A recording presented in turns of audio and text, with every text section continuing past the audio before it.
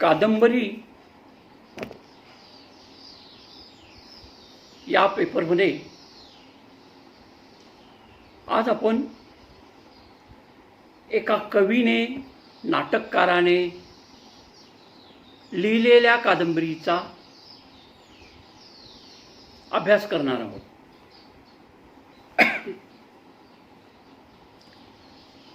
कवी आरती प्रभू यांनी ची त्रेम खानोलकर या नावाने नाटके लिहिली. आरती प्रभू हे त्यांचं टोपण नाव आहे. ची त्रेम खानोलकर म्हणजे चिंतामण त्र्यंबक खानोलकर कोकणातील हे रहिवासी होते. मुंबई येथे त्यांचं मराठी MA वगैरे झालं. भालचंद्र नेमाडे यांच्या बिढार या कादंबरीत एका कवीचं वर्णन आलेलं आहे. ते कवी म्हणजे खानोलकर. कोकणात खानोलकरांनी एक खानावळ चालवली. हॉटेल, जेवणाचं हॉटेल. 1930ला खानोलकरांचा जन्म झालेला आहे आणि 1976 इसवी सनला यांचा मृत्यू झाला. अर्थात यांना अल्प आयुष्य म्हणजे 46 वर्षाचं आयुष्य लाभलेलं आहे. या काळात यांनी वाङ्मयीन कर्तृत्व अत्यंत मोजकं, महत्त्वाचं आणि विविधतेनं नटलेलं केलेलं आहे.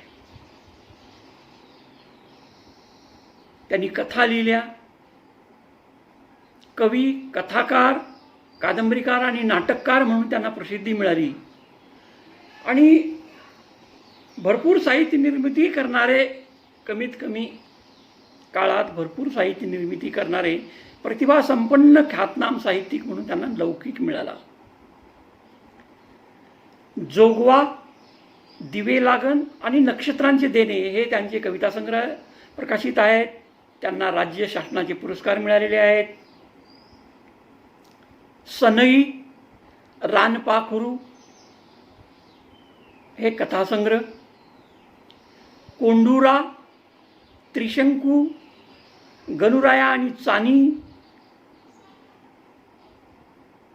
भागधेय व अजगर आणि अभ्यासक्रमात ज्या कादंबरीतला उतार आहे रात्र काळी घागर काळी, या कादंबऱ्या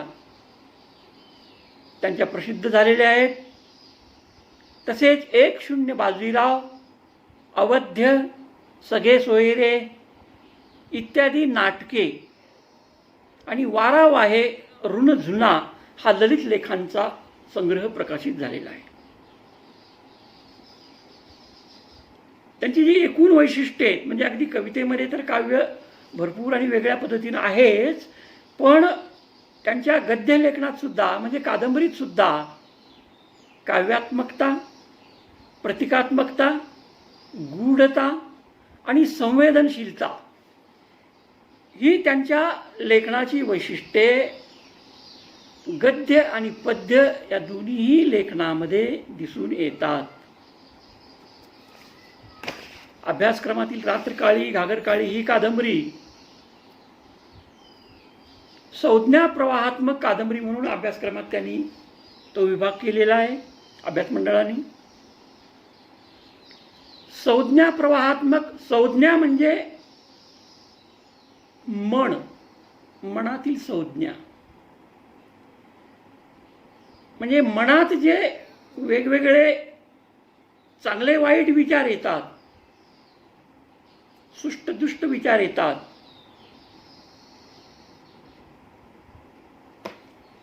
तो मनाचा प्रवाह जसजसा पुढे वाहत जाईल तशी तशी कादंबरीची रचना, तिला संज्ञा प्रवाहात्मक कादंबरी म्हणतात. मनाचा खूप मोठा अभ्यास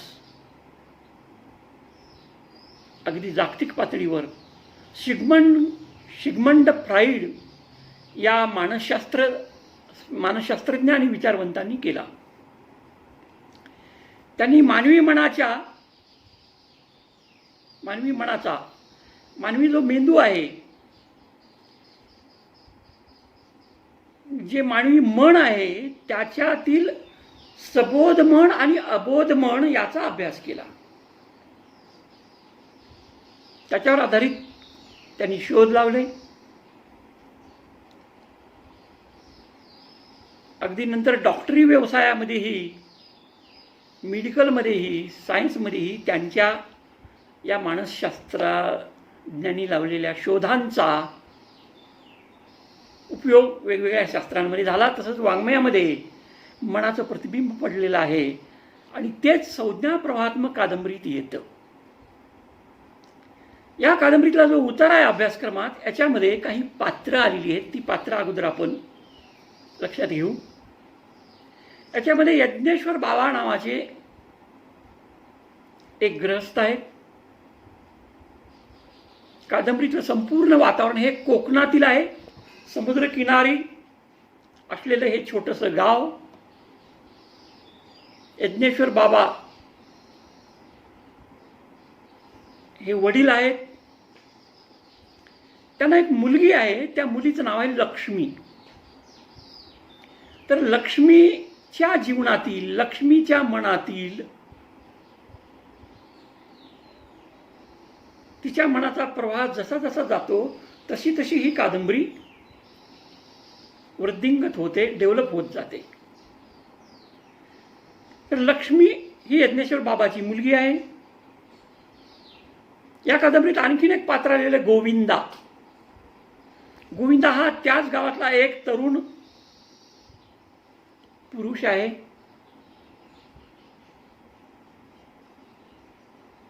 गोविंदा हे एक प्रकारे प्रियकराचा रोल या कादंबरीत, म्हणजे या उतार्यामध्ये दिसून येतं.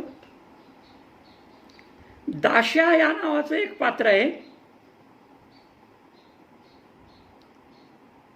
आणि दिगंबर ज्याच्याबरोबर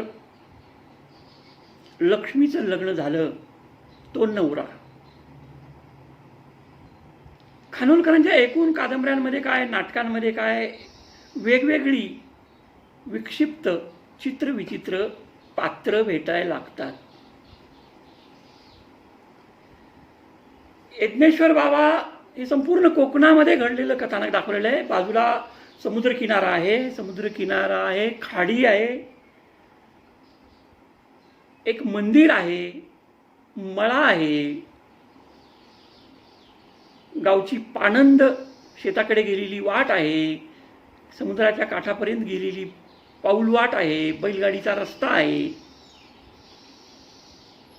समुद्राचं खाडीचं पाणी आहे, एक मंदिर सुद्धा आहे. तर हे या कादंबरीतील उतार्यातील बॅकग्राऊंड.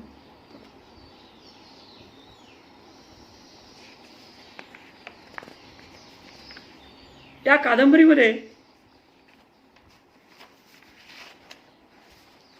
यज्ञेश्वर बाबा आणि लक्ष्मीचं वर्णन पहिल्यांदा आलेलं आहे.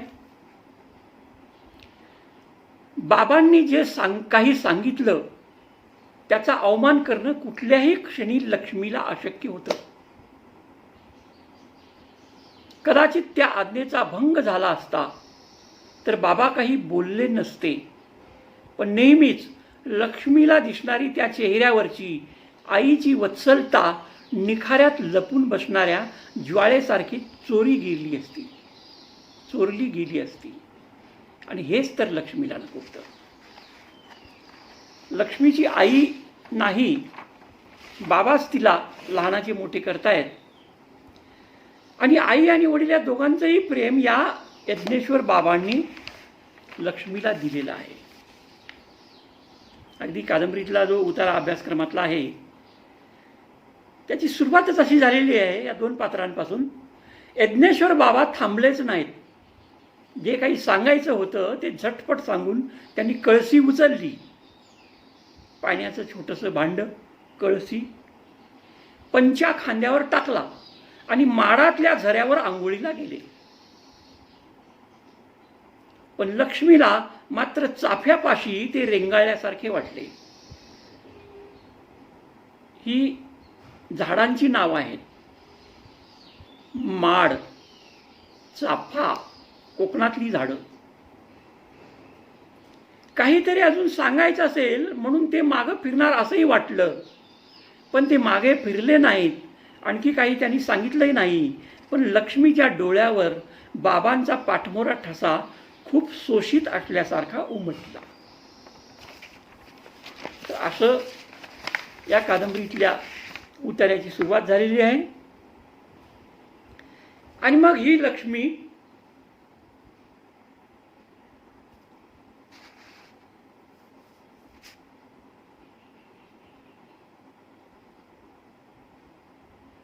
मळ्यातलं वर्णन हे आलेलं आहे. शेतातलं, शेतावरचा बांध. लक्ष्मी आंब्या काजूचं रान पलीकडच्या खाडीपर्यंत पसरलं होतं. ती घरातून निघाली, शेतात आली. शेताच्या पलीकडे खाडी आहे. शेतामध्ये कोकणामध्ये जी विविध वेगवेगळी झाडं असतात ती झाडं आहेत. मागं माडांची गच्च बाग राहिली आणि पुढं रानची वळणं दिसू लागली. आंब्या काजूचं रान पलीकडच्या खाडीपर्यंत पसरलं होतं. तेथपर्यंत बैलगाडीही जाई. गायींच्या गळ्यातील घुंगरांचा थोडासा उदास नाद लक्ष्मीच्या कानावर आला. लवकरच इथून बैलगाडी जाणार, आपण त्यात बसलेल्या असू, मग पुढं होडी, पुढं लग्न, अशा पद्धतीचा विचार करत करत, मनामध्ये विचार करत करत ती खाडीकडे जात आहे. आणि मग कादंबरीतल्या या उतार्यामध्ये जे वर्णन आलेलं आहे त्यात काव्य अगदी ओतप्रोत भरलेलं आहे. वेगवेगळ्या प्रतिमा, प्रतीक या कादंबरीतल्या उतार्यात आलेली आहेत.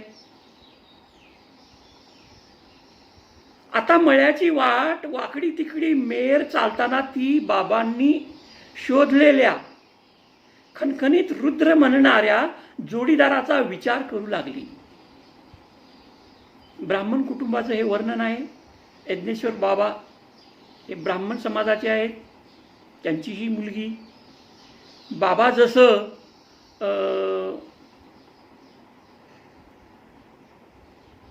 मंत्र वगैरे म्हणत असतात तसं आपला होणारा नवरा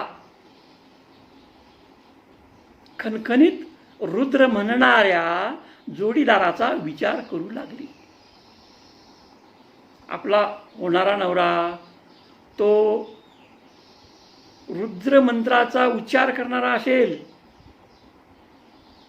अल्लड पोरीच्या कमरेवरचा घडा डचमळावा तसं तिच्या जोडीदाराचं चित्र डचमळत होतं. ते नीट आकार घेत नव्हतं. एखादी बाजू, एखादी दणकट रेघ, एखादा पदक्षेप फक्त दिसायचा. पण त्यानंही ती शिंपल्यात टचकन तयार होणाऱ्या मोत्यासारखी चमकली. शिंपला, मोती अशी प्रतीकं येथे आलेली आहेत. त्यामुळे काव्यात्मकता वाढली. लाजली ती आणि तिच्या पावलात ही लगबग लयबद्ध झाली. पावलातली लगबग लयबद्ध झाली. त्या घाईघाईच्या चालीलाही तबल्याच्या ठेकावर चालणाऱ्या सुरांचं वजन मिळालं. एक संगीताची लय या कादंबरीतल्या उतार्यात आलेली आहे. संगीतात्मकता. कारण तबल्याचा ठेका इथं आलेला आहे. सूर आणि सुरांचं वजन आलेलं आहे. ती धीरानं चालू लागली. हे अंग म्हणजे शरीर काही वाऱ्यावर उधळण्यासाठी नव्हे. हा देहच मुळी सगळं तारुण्य त्या जोडीदाराच्या पायाशी प्राजक्तासारखं फुलांचं पांघरून ठेवणारा होता. लक्ष्मीला असंच काहीसं दुर्मिळ क्षितिजासारखं दिसत होतं. सगळं रान भारीत ती जात होती. रान भारणे म्हणजे एक प्रकारची जादू. आजूबाजूचा निसर्ग, झाडं, झाडावरचे पक्षी, त्यांचं ते संगीत जणू काही भारल्यासारखं तिला वाटतं. आणि मग ती खाडीकडे जात आहे. इथे तिसरं पात्र येतं, ते म्हणजे गोविंदा. कोण आहे हा गोविंदा? गावातला एक तरुण पुरुष व्यक्ती. त्याला बिडी पिण्याची किंवा बिडी ओढण्याची सवय आहे. गोविंदा काजूच्या वाकड्या फांदीवर विडी ओढीत बसला होता. काजूचंही झाड येथे आलेलं आहे आणि खाली 4-5 गायी चरत होत्या. गुरं राखणारा हा. गोविंदानं पाहिलं. नेहमीप्रमाणे त्यानं डोळ्यांची विचित्र हालचाल केली आणि कांबळीची म्हणजे घोंगडी, कांबळीची खोल जवळ ओढून त्यातला पावा त्यानं ओठाशी लावला. पावा म्हणजे बासरी. सूर फुटला नाही. परत त्यानं पावा फुंकला, पण सुराला धार आलीच नाही. त्यानं कांबळीच्या खोळीत पावा टाकला आणि काजूच्या झाडाखाली उडी घेतली. ती जात आहे लक्ष्मी खाडीकडे, पाण्याकडे. पावा घोंगडीत टाकून त्याने झाडाखाली उडी घेतली. शेलाट्या अंगाचा गोविंदा खोळ खांद्यावर टाकून लक्ष्मी मागून पावलं न वाजू देता चालू लागला. तो तिच्या मागे हळूहळू जात आहे.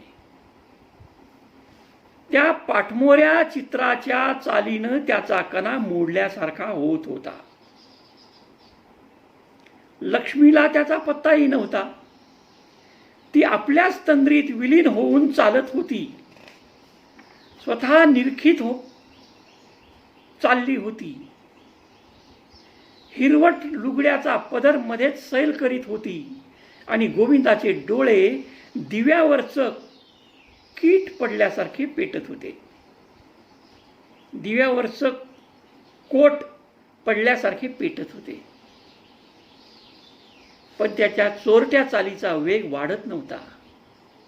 लक्ष्मीनं नुसतं वळून पाहिलं असतं तरी त्याचा वारा होऊन खोळीतला पावा फक्त वाजला असता. पुन्हा काव्यमय वर्णन.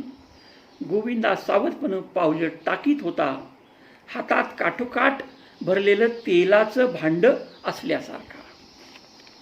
प्रतिकात्मकता इथं आलेली आहे. गोविंदा तिच्या मागे जातोय. ती तरुण मुलगी खाडीकडे जात आहे. का जात आहे?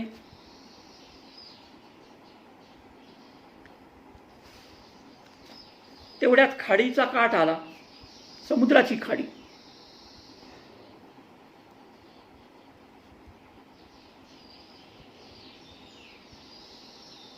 चिखल लागला.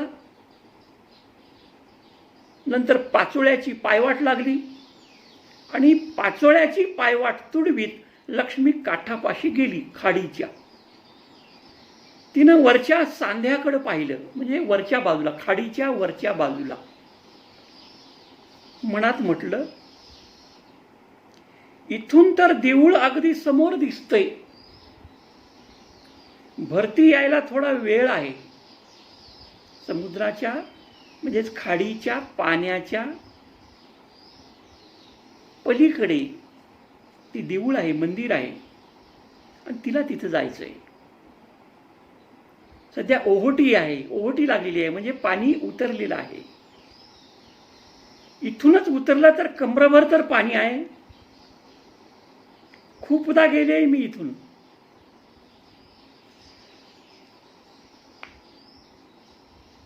आणि मग ती खाडीत पाण्यात उतरते. पलीकडे मंदिर आहे आणि खालच्या रुंद पात्रात काही पडावं सुस्तपणं उभी होती.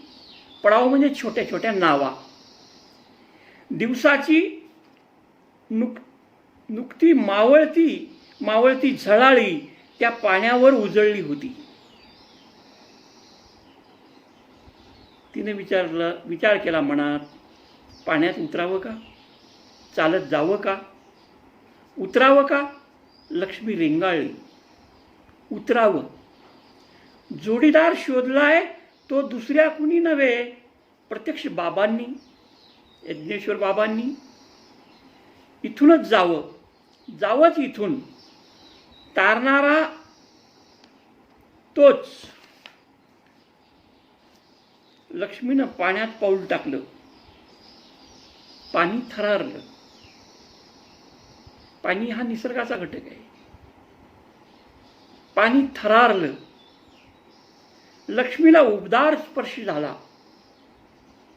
वक्ष्यावर आंघोळीनंतर रेशमी कांचोळी चढवावी तसं वाटलं तिला. काचोळी म्हणजे चोळी. सगळ्या देहातून त्या पाण्याच्या उबदार झिंझिन्या उठल्या आणि मागचा माणूस चिखलात पावलं रोवून पाहतच उभा राहिला. मागचा माणूस म्हणजे गोविंदा. त्याला ओरडावं वाटलं, ए बया, भरती येता हा, मराचा हा काय गो. ही कोकणी भाषा आहे. बोली भाषा त्यांनी या कादंबरीत वापरलेली आहे. पण ही आर्जवी सूचना गळ्यातून फिरली आणि चिखलातली पावलं त्यात अधिकच रुतली तिची. पाणी तसून म्हणजे थोड्या थोड्या अंतरानं देहावर चढत होतं.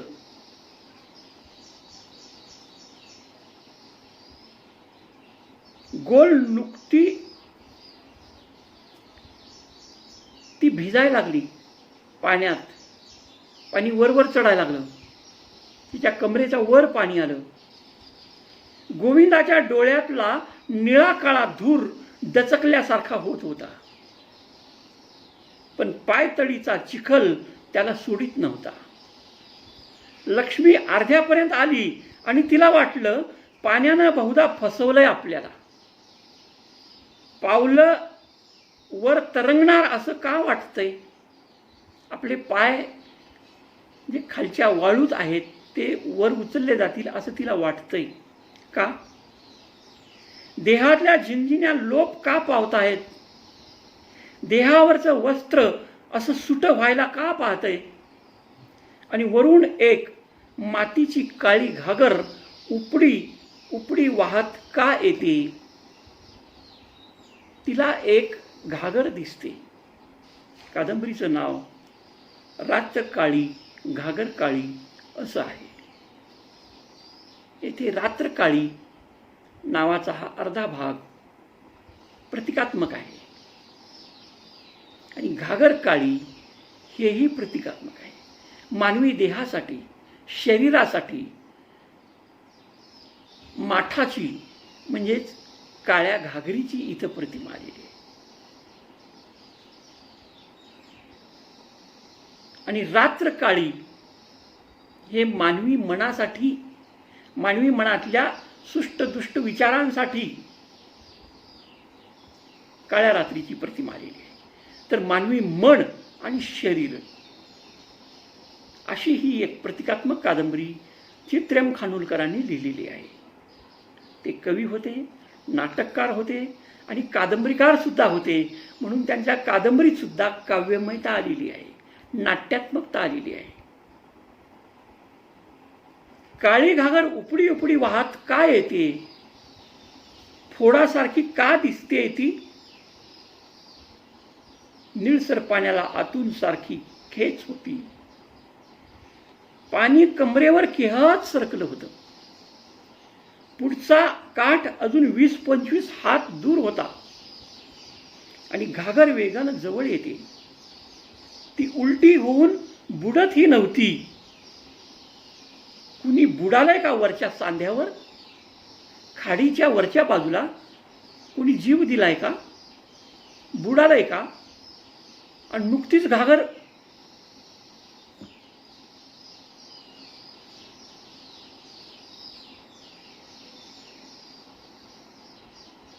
पालथी होऊन ही घागर येत आहे. ती उलटी होऊन बुडत ही नव्हती घागर. कुणी बुडाले का वरच्या सांध्यावर? आणि मग या लक्ष्मीच्या पायाखालून हे केसासारखं काय वाहत गेलं? कुणी मेलेली आहे का? तिचे केस आहेत का मुडद्याचे पायाखाली आपल्या? अशी तिला शंका आली. लक्ष्मी चरकली. तिला वाटलं देह ढकलून द्यावा. जिवंत राहण्याची आशा फार थोडी होती. तिला मरावं असंही वाटत होतं. का? पाणी छातीपर्यंत सरकलं होतं आणि कातर वेळ होत आली होती. दिवस मावळायला आला होता आणि ती खाडीत उतरलेली आहे. समोरच्या झाडीतून पलीकडच्या देवळाच्या दीपमाळ्याचे 4-5 दिवे लुकलुकत होते. एखादा पक्षीही कुठं पीस हलवीत नव्हता. पीस म्हणजे पंख हलवत नव्हता. आणि अशा पद्धतीनं लक्ष्मी पलीकडच्या खाडीच्या पलीकडे आंबेच्या मंदिरात येते. अंबा म्हणजे देवीच्या मंदिरात येते.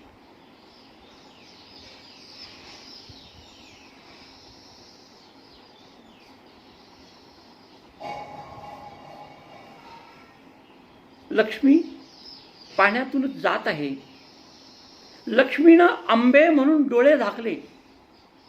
घाबरली ती.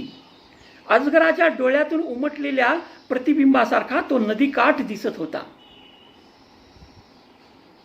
आणि लक्ष्मीच्या गळ्यापर्यंत पाणी आलं. तसं चिखलातलं माणूस दचकून हललं आणि त्यानं फाडकन खोळ बाजूला टाकून पाण्यात सूर मारला. पायाखालचे केस कोणाचे होते? गोविंदाचे होते का? कारण तोच गोविंदा पाण्यातून उचली मारून वर आला. घागर भोवऱ्यासारखी गरगरत दूर झाली. गोविंदानं झटक्यानं लक्ष्मीला वर खेचलं आणि पैल काठ गाठला. लक्ष्मीनं सावधपणे डोळे उघडले तेव्हा गोविंदा जवळच उभा होता. त्यानं लक्ष्मीला एका झाडाच्या बुंद्याशी बसवलं होतं. बुंदा म्हणजे बुड. लक्ष्मी थपथपल्या वस्त्रानं उभी राहिली तेव्हा गोविंदानं गरिबासारखी पाठ फिरवली. लक्ष्मी ओली झालेली आहे, भिजलेली आहे. तिचं लुगडं, तिची साडी भिजलेली आहे. त्यानं काही वेळा तो देह निरखून घेतला होता. पण त्याही वेळी तो अंतर राखून उभा होता. त्याचा पावा पलीकडे कांबळीच्या खोलीत पडला होता, खाडीच्या. त्या देहावरून नजर फिरवणंही त्याला जड गेलं होतं. फक्त ती सावध होईपर्यंत तो उभा राहिला. कातर वेळेच्या अंधुक उजेडात लक्ष्मी पाण्यानं सारखी निथळत होती. ती ओली झालेली होती आणि दिवस मावळण्याची वेळ आलेली होती. ती म्हणते, लक्ष्मी, गोविंदा. पाठमोऱ्यास त्यानं हुंकार दिला. ती पुढे म्हणते, देवळात जाऊन येते. जातानाही तूच ने मला. खाडीच्या पलीकडे आता म्हणजे आपल्या गावाकडे. तो म्हणतो, वरच्या सांध्यावर होडी हा. म्हणजे वरच्या सांध्यावर म्हणजे वरच्या बाजूला होडी आहे. नको, इथूनच जायचंय मला. लोक पाहतील, वरून गेले तर. भिजले आहे मी, नेशील? असा प्रश्न लक्ष्मीनं केला गोविंदाला.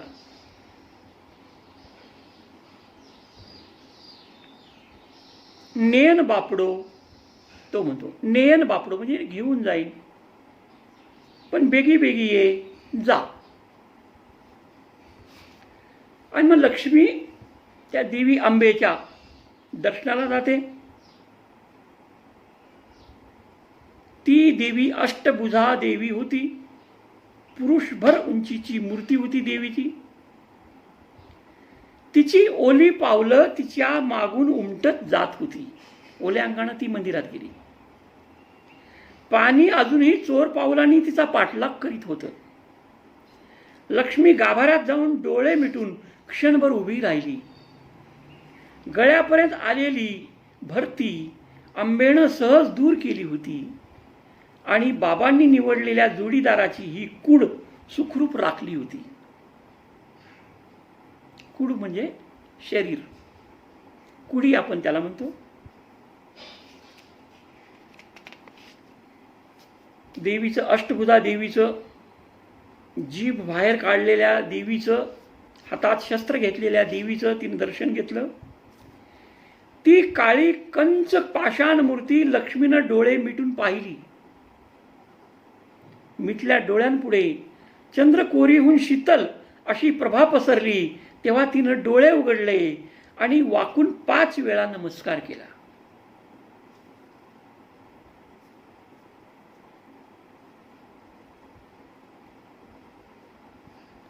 हातातली काकणं किणकिणली. पण तो नाद यावेळी लक्ष्मीला वज्रचुड्यांचा वाटला, काकणांचा.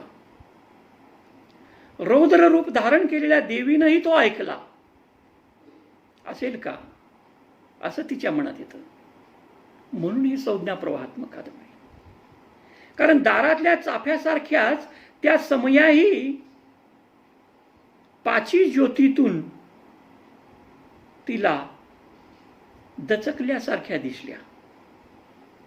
एकदा त्या वज्रदेहावरून दृष्टी ओवाळली आणि देवीच्या पायतळीचा अंगारा गळ्याला लावून ती बाहेर आली.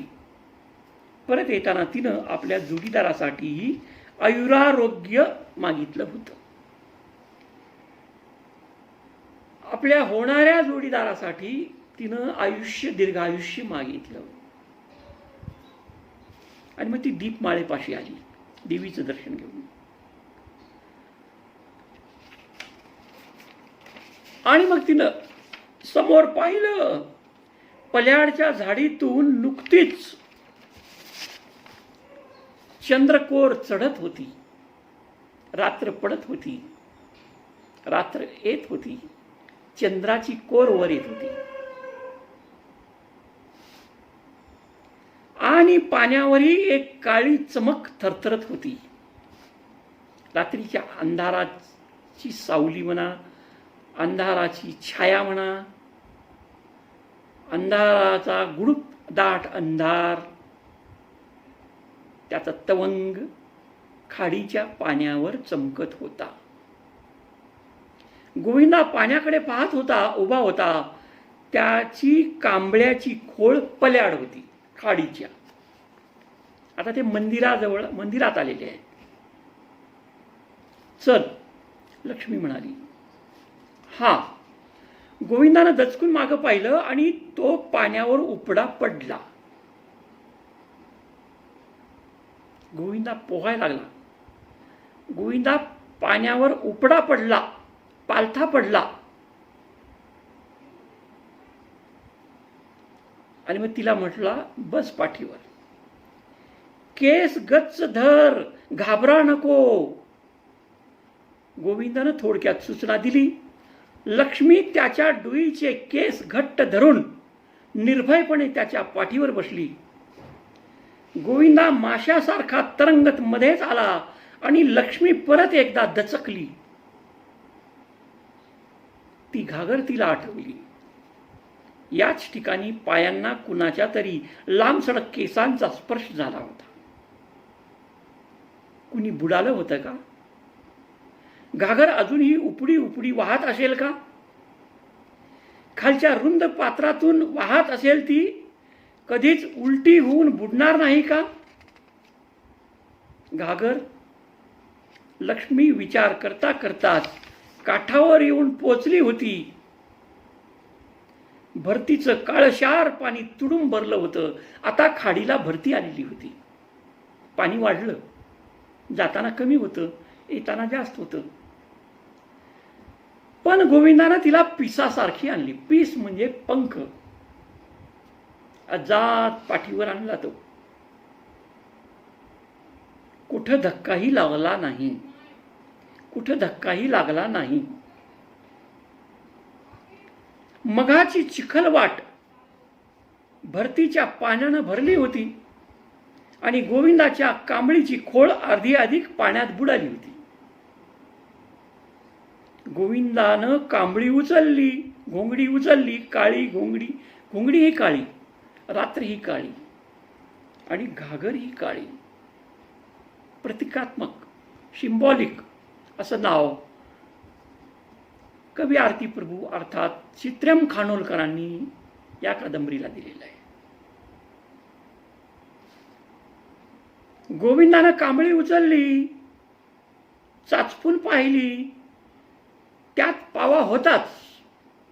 गोविंदाला अगदी वाटत होतं पाव्याला ओठ लावावेत. आतून एक प्रचंड उर्मी येत होती. का ते कळत नव्हतं. कुणीतरी नकळत जाग होत होतं. त्याच्यातला पुरुष, त्याच्यातली वासना त्याला हाका मारत होती का? कुणीतरी नकळत जाग होत होतं. काळ्या भरतीची ओढ त्यालाही, त्याच्याही उराला खेच लावित होती.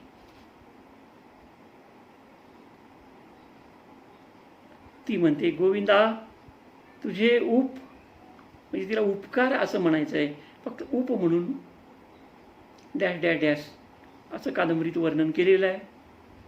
गोविंदा तुझे उप,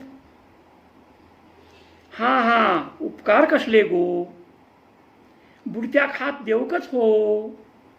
थोडा वेळ गप्प राहून मग तो म्हणाला, स्वतःशीच बोलल्यासारखा गोविंदा म्हणाला, गाव माका खराब नजरेचो म्हणता.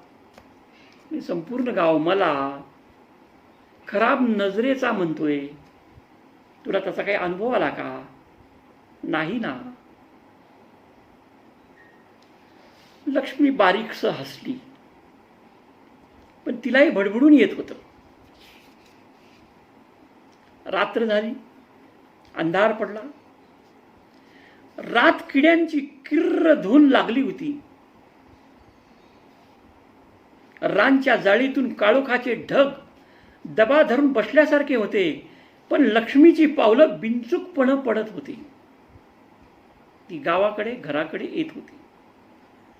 अंगावरची ओल ही आता जाणवत नव्हती, पण एखाद्या जाळीकडे पाहून तिला त्या काळ्या घागरीची आठवण होई. कुणीतरी बुडाल्यासारखं वाटे, पण मग ती भानावर येई. रान संपलं, शेत संपलं आणि मोकळे मळे लागले. लक्ष्मीनं मागं वळून पाहिलं. गोविंदा नव्हता कुठं. थोडा वेळ ती उभी राहिली, पण गोविंदाची जागजूग नव्हती. तो मागेच राहिला. पण त्या रानातून पाव्याचे सूर उठले. तो मागेच राहून पावा वाजवतोय. एक प्रकारचं संगीत या नैसर्गिक वातावरणात मिसळतं. तेव्हा तिला जीवाचं काजळ झाल्यासारखं वाटलं. अचानक सूर उठले होते. रानाला एक वेगळीच जाग आली होती. प्रत्येक सूर उंच उंच चढत होता.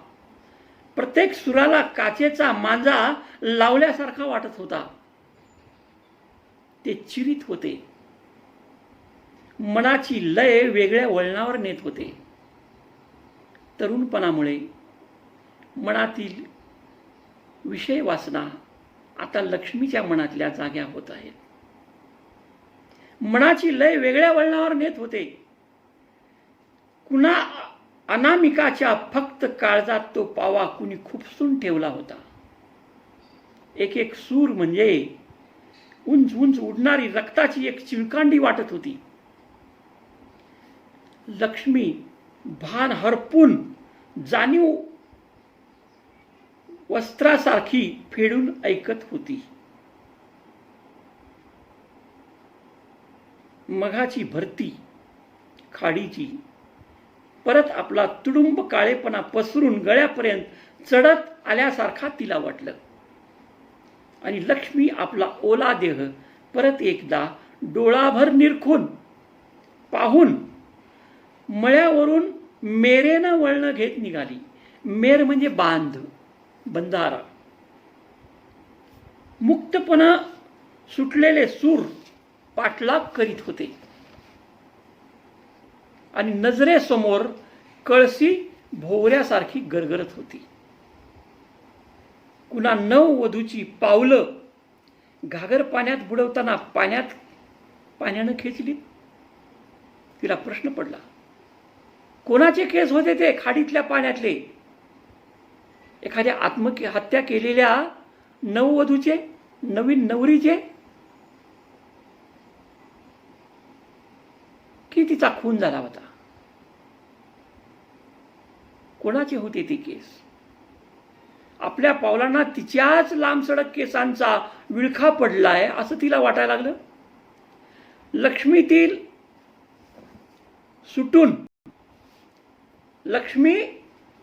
तोल सुटून जवळजवळ पळाल्यासारखी निघाली. ती घाबरली, पळायला लागली, भीती वाटायला लागली तिला, आणि मन मात्र त्या सुरांच्या चिळकांड्यांनी अधांतरी उचलून धरलं. त्या निनावी काळजाचा शेवटचा श्वास असेपर्यंत ते सूर तसेच चढणार होते. घागरीचा भोवरा गरगरणार होता. घागर या कादंबरीतल्या उतारात परत परत प्रतिकात्मक येत आहे. घागरीच्या परत परत येण्यातून एक प्रकारची लय या कादंबरीच्या उतार्यात आलेली आहे. मूळ कादंबरीत सुद्धा ती आलेलीच असेल. ती मूळ कादंबरी आपल्याला वाचल्यानंतर कळेल, समजेल.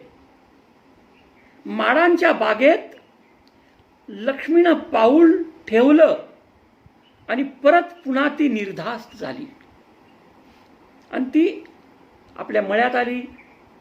घराच्या पाठीमागची माडांची बाग होती, त्या बागेत आली आणि ती निर्धास्त झाली. जोडीदाराचं चित्र जुळवू लागली.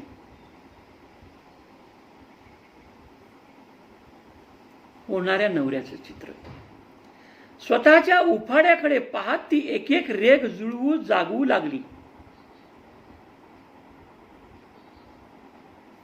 स्वतःच्या उफाड्याकडे म्हणजे स्वतःच्या तरुण शरीराकडे. स्वतःच्या उफाड्याकडे पाहत ती एक एक रेघ जुळवू जागवू लागली. पाव्याचे सूर खूप मागे राहिले होते. त्या जोडीदाराच्या रुंद पाठीमागं लपले होते. त्याचं चित्र कसदारपणे उमटलं आणि लक्ष्मी चाफ्या काढून तो असा असावा असं काल्पनिक चित्र रेखाटायला लागली. गोविंदाचा तिला फक्त अनुभव आलेला आहे.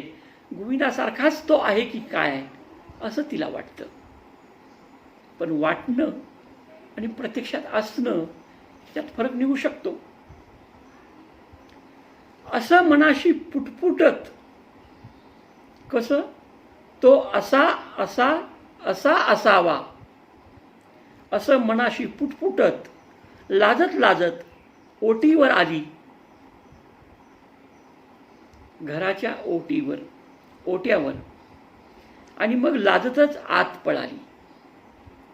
देव खोलीतून बाबांचा मंत्रोच्चार आणि धुपाचा दरवळ घरभर पसरला होता. तिच्या बाबांनी, यज्ञेश्वर बाबांनी नुकतीच पूजा केलेली होती. ती घरात आली. आता अभ्यासक्रमातील उतार्यातील दुसऱ्या भागात तिचं लग्न झालेलं आहे. आतापर्यंत तिच्या माहेरचं वर्णन होतं, तर आता हे सासरचं वर्णन.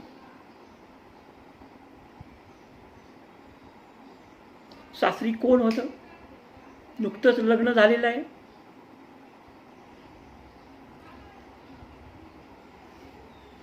ती आपल्या या नवऱ्याच्या नजरेला नजर भिडवते आणि मनात म्हणते, असे दचकले का ते? डोळे वर उचलून पाहत का नाहीत? अंतरपाटापुढं मान खालीच होती लग्न लागताना नवऱ्याची. काय नवऱ्याचं नाव? दिगंबर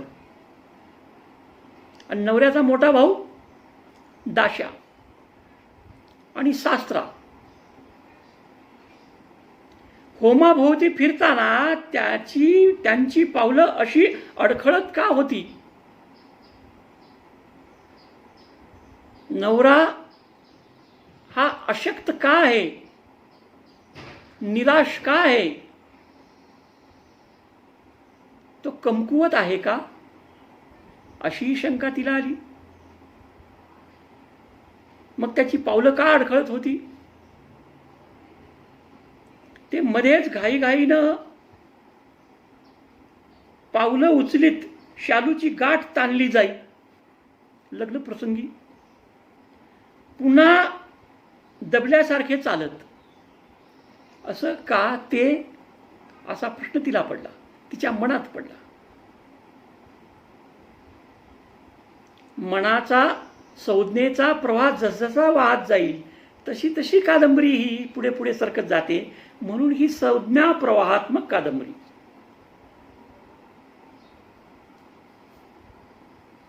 लक्ष्मीला काहीतरी खटकत होतं, कुठंतरी काहीतरी कमी पडत होतं, न्यून होतं. नव्या घरात उंबरठ्यावरचं माप उलथून तिनं हक्कानं प्रवेश केला.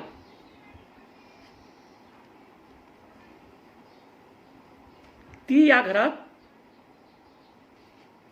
उंबरठ्यावरचं माप उलथून तिथं हक्कानं प्रवेश केला होता शास्त्री.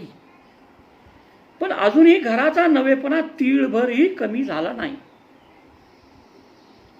दाशाही फार वेळ घरात येत नसे. दाशा मोठा धीर, रेंगाळे, दचके आणि तोंडातल्या तोंडात काही पुटपुटून अच्युच्च गरगाटी.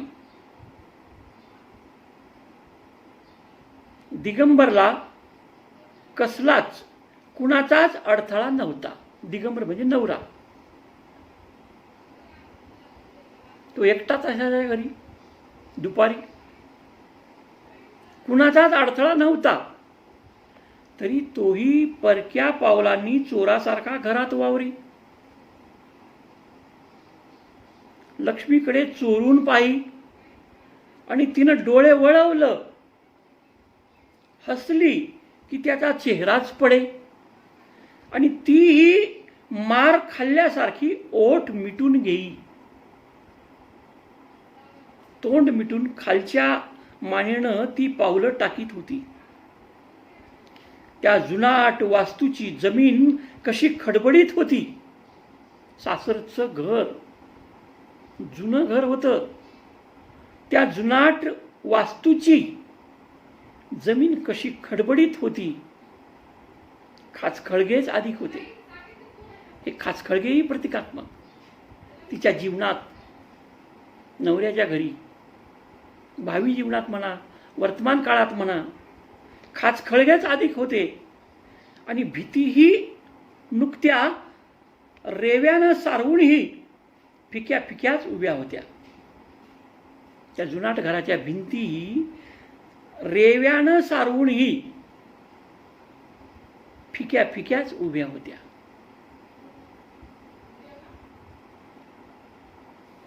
परंपरेनं मुखोद्गत झालेल्या रुद्रानं बाबांना त्या घराची दिशा दाखवली. यज्ञेश्वर बाबांनी आपल्या त्या घराकडे बोट दाखवलं. तिथला तो असा नवरा शोधला. बाबानं त्या घराची दिशा दाखवली. लक्ष्मीला मात्र त्या घराची पूर्व दिशा कोणती तेही कळत नसे. एक प्रकारचं गूढ असं वातावरण या शास्त्री होतं. अत्यंत विक्षिप्त, वेगळी तरेवाईक माणसं होती. सासरा वेगळाच वागायचा, दीर तसा बाहेरच पडायचा आणि नवरा बुजल्यासारखा, लाजल्यासारखा खाली मान घालून. स्वतःच्या घरी हे पुरुष असे चोरट्यानं का वावरतायत असा ती मनात विचार करते. या घराला बऱ्याच वर्षात बाईचा स्पर्शही झाला नसावा. म्हणून तर पण दाशाची बायको तर अलीकडेच टिंब टिंब टिंब, कितीही अशीच आपल्यासारखीच ओठ दाबून मुक्यामुक्यानं वावरली. या घराला एक तशी खोलीही आहे स्वतंत्र,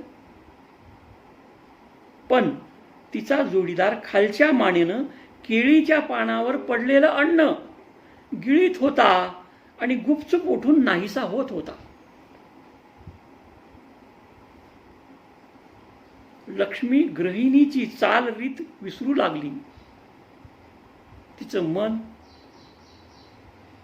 विद्रोह करू लागलं. नवऱ्याचं हे विचित्र वागणं, नवेपणाच अधिक वाढला. त्या पुरुषानं म्हणजेच नवऱ्यानं नीट पापणी उचलून पाहूही नये. असा भरदार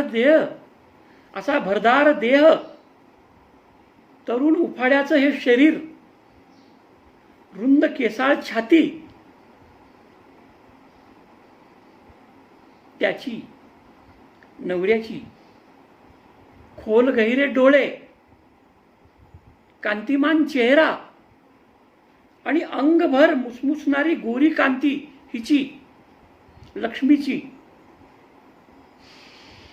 यानं असं मालवून का जावं? कशासाठी? का म्हणून? दोघंही एकटी आहोत.